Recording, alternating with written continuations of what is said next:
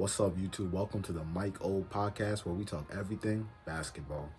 So first, we're gonna cover the Miami Heat and Boston Celtics game. Um, First off, great job to Eric Spoelstra and the Miami Heat. I thought they were not going to have a chance against beating us in any type of game, but they really came out, had a good game plan ahead of time, knew what they were going to take away from the Celtics. Porzingis three-point shooting, and they basically took away all the role players and let Jason Tatum and Jaylen Brown do what they wanted to do, which is usually weird because it's the other way around. But this game, Jason Tatum and Jaylen Brown had a absolutely beautiful game, but the rest of the team just did horrible, and that's thanks to Eric Spoelstra's great coaching. The zone defense is extremely hard to beat. His zone defense is special compared to other teams' defense. Zone defense is just the Miami Heat is able to recover so quick. Everybody's active, hands are active. Like there's almost no weakness to that zone defense if it's done the right way. So definitely kudos to Eric Spoelstra and Miami Heat for just showing the grit and the grind that Miami is all about. The zone defense definitely something the Celtics need to figure out how to beat.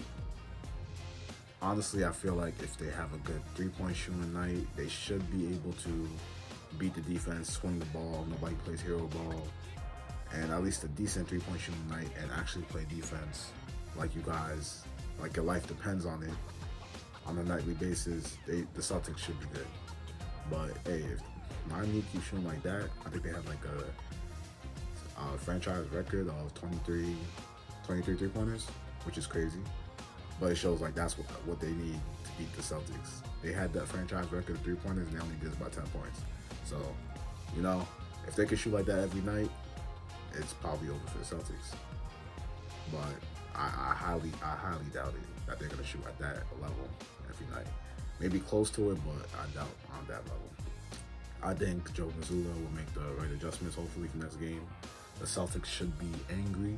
They should be mad. They should have swept this team, in my opinion.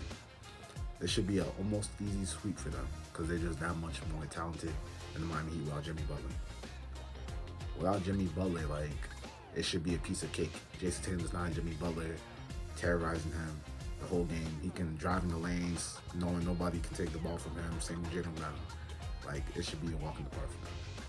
But Miami Heat, they just don't depend on one person. Everybody plays as a team. Everybody plays as a unit. They're trained extremely well for every situation. They're conditioned to play 40 minutes plus with the same type of intensity, because you heard about the Miami Heat practices, man, that Pat Riley and all them put the people through. This is probably a cakewalk for them. That's why the Celtics need to be extremely disciplined going into the next few games with turnovers and everything, and make the right passes, make the right plays. I've seen a lot of bad plays, and I feel like when the Celtics get into certain situations, they just start chucking up threes all the time. I don't know why, what is in their head mentally, but they just start chucking up random ass threes. If you look at the replay, you'll see Sam Hauser, Al Horford, Jason Tatum, Jaylen Brown, even Drew Holiday started doing it now. Whenever they're down a lot, or they see the scores going down a lot, they just start chucking up threes. Fuck a play. We're just gonna chuck up a three and hope that thing goes in, and hopefully everything goes well. That's why the Celtics need to get their stuff together, make a game plan. They should be angry, and the series should be over. They should win 3 straight. No disrespect to Miami Heat, but the Celtics should be able to sweep them with no Jimmy Butler at the end of the day. With Jimmy Butler, honestly, this series probably going to Game 7 again, and they have Terry Rozier. That's kind of crazy. With a full Miami Heat team, this is definitely going to Game 7, just because the Celtics I don't think they have the it factor, the mentality of being a winner yet, of being consistent and doing the same thing every time. I see it in the Denver Nuggets. Anytime it's a clutch situation or whatever, they make the right plays, they make the right passes, they just know what to do. And I sadly still don't see this in the Celtics, which it worries me down the line. But I hope in this series they grow. Jason Tatum somehow figures out what it means to be the guy and when to take the right shots, when to pass it to your teammates, when to swing it, and when to take over the damn game and just take the clutch shot. So hopefully this is a great learning lesson for Jason Tatum, Jaylen Brown for the next step, which will probably be Milwaukee.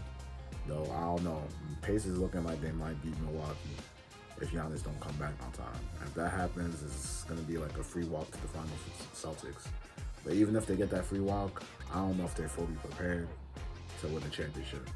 The way they're handling Miami Heat, because Nuggets would sweep them out it won't even be a challenge.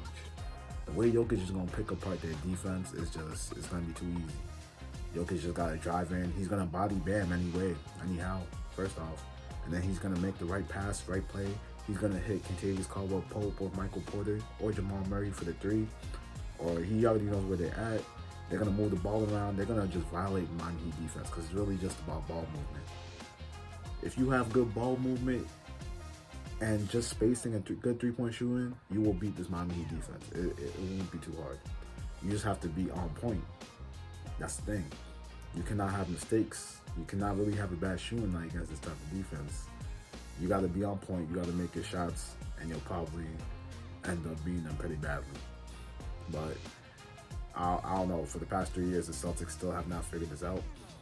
I think with Ime Udoka as the coach, they probably would have beat these guys by now. Because Ime Udoka knew about defense, which I don't think Joe Mazzulla is too big on defense. I think he's more about the three ball and just chucking up threes. Like, his offense is good, but I feel like the team is just because the team is extremely talented. But if it was like defense-wise, I don't see it on this team. If you look back at that game, the Celtics were just walking, giving Tyler Hill open threes, Caleb Martin open threes. What was his name? Highsmith open threes. I'm like, what are you guys doing? And they wouldn't, when you're coming late on the three, at least you're going to try to jump, fake, do something. I just see Jrue Holiday going oh, I'm late, but let me just put my hand up slightly up. No. I need to see the passion, you're hungry. Your life needs to depend on you contesting that shot. If you don't contest the shot, you're going to die. That's what type of energy I need to see from the Celtics for them to actually, do what they got to do. But, hey, kudos to Miami Heat. I still think Jimmy Butler, somewhere in the background, is kind of controlling the Miami Heat.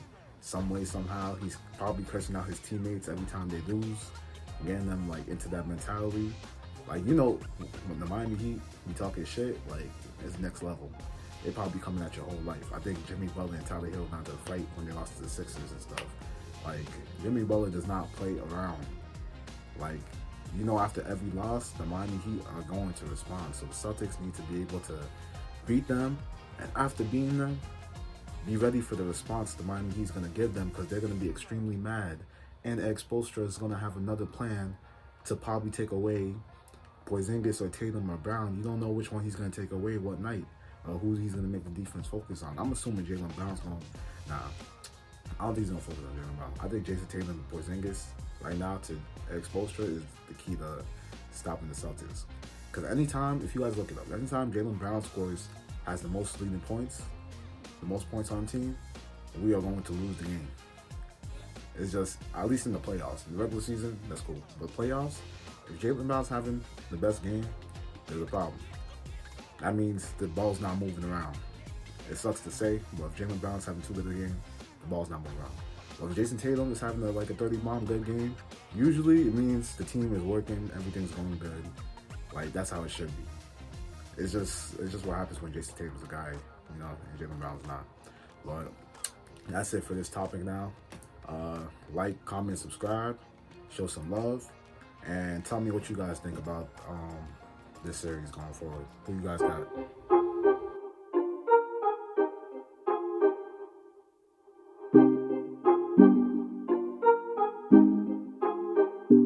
Artlist.io. Why you upset like Cinderella teens? You